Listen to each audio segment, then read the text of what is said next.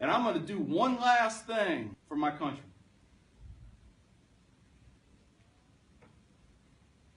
I'm going to kill me some more Muslims. So they came in and started telling me about my retirement and how I was going to get this and how I was going to get that. And I said, no. You need to stop talking. That's not the right language we're talking right here. I have to go back. They said, go back where? I said, Afghanistan, Iraq. I don't care. I need to kill more Muslims. That's what I told them. I need to kill more Muslims. I'm not done. Because now my hatred had manifested to a point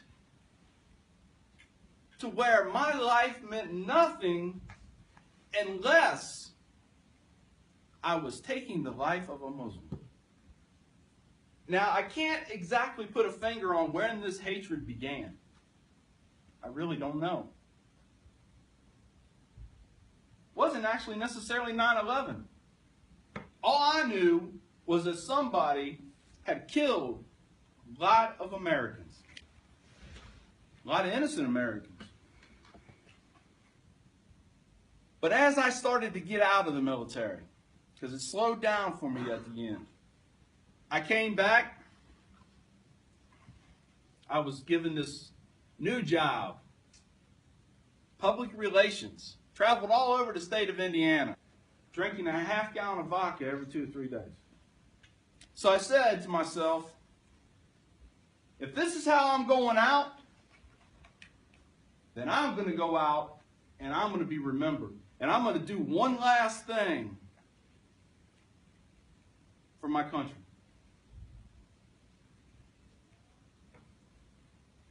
I'm going to kill me some more Muslims. And I'm going to do it here in America. This hatred go, I believe there was actually another organ inside my body. You can't lose a liver, you'll die. I was afraid I was going to lose this hatred, because if I did, I would die, because there would be nothing left for me to exist for. Nothing.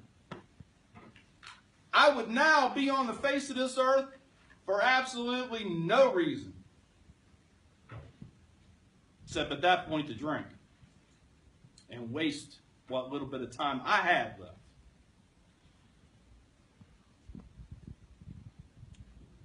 So I got the courage up.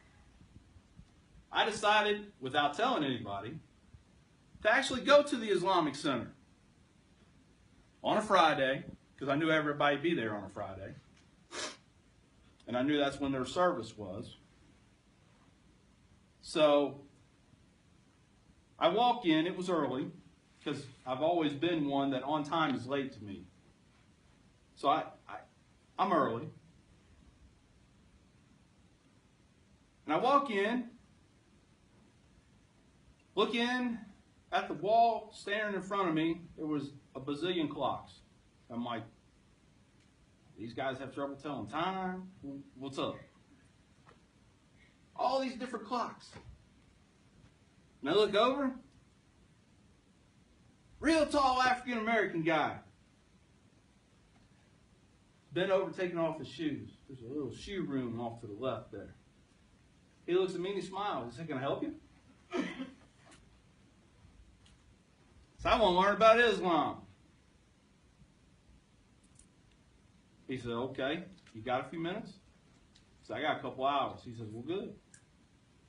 He said, we're getting ready to have our Juma service. It's our Friday service, our Friday prayer. I said, yeah, I know. He said, well, I'm going to give you some pamphlets. We'll go back here and sit you down on a bench. And, after the service, somebody talk to you. All right. So he hands me these pamphlets. And there are different things, different subjects, all pertaining to Islam. And I'm thinking, oh my gosh, what a bunch of propaganda this is. Islam's a religion of peace. Psh, whatever. Islam's against terrorism. Not according to Fox News. Then the service starts. And I'm looking around, and all the room's packed. And all around, sitting on the floor. I started breaking out in a cold sweat going, oh man. I am in a room with nothing but Muslims. I started thinking about how they was going to see me on Al Jazeera tonight with a sword to my throat or something. Silly. Just silly thoughts, man. Because that's what I knew. Because that's what I'd been told. I hadn't yet identified what the real lies and the real truth was yet. So after the service, another African American gentleman closer to my age, sat and talked to me. Asked me if I've ever read the Quran. I'm like, nah, why would I do that? Of course, I had never told anybody what I had planned at this point. I had never told anybody that I truly hated everyone in this room. I hated everyone in this building. If I had a bomb vest on me right now, I might just go ahead and set it off. Because I didn't care to die. And then another man come in. An older man, who I found out later to be a doctor. And again, I'm sitting on a couch in another room now. And this older man comes down, he sits on the floor at my feet. And hugs my leg and cries. Not knowing that I hated him, but he cried just because he was trying to show me his love for Islam. I thought about it for a minute, and I was like, well, you know what? Maybe there's something to this. Maybe I got the wrong message. Let's investigate. Let's read. Let's ask questions. Let's turn off Fox News and try to come up with what the truth may actually be. So I did. And it wasn't very long after that, very long, that I myself became a Muslim. To this day, I am still so glad that I was at the point of blowing up this building with everybody inside, because it was being at that point that brought me to this point. Life is the test.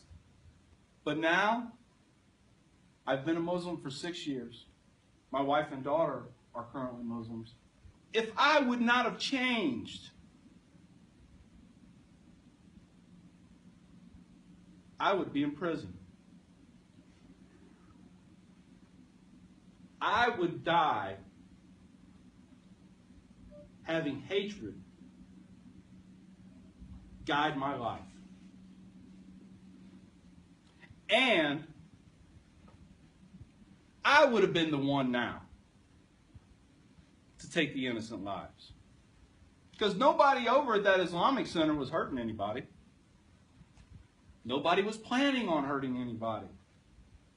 They were going there to pray. They were going there to listen to someone talk about things in the Quran and try to explain them to the best of their ability.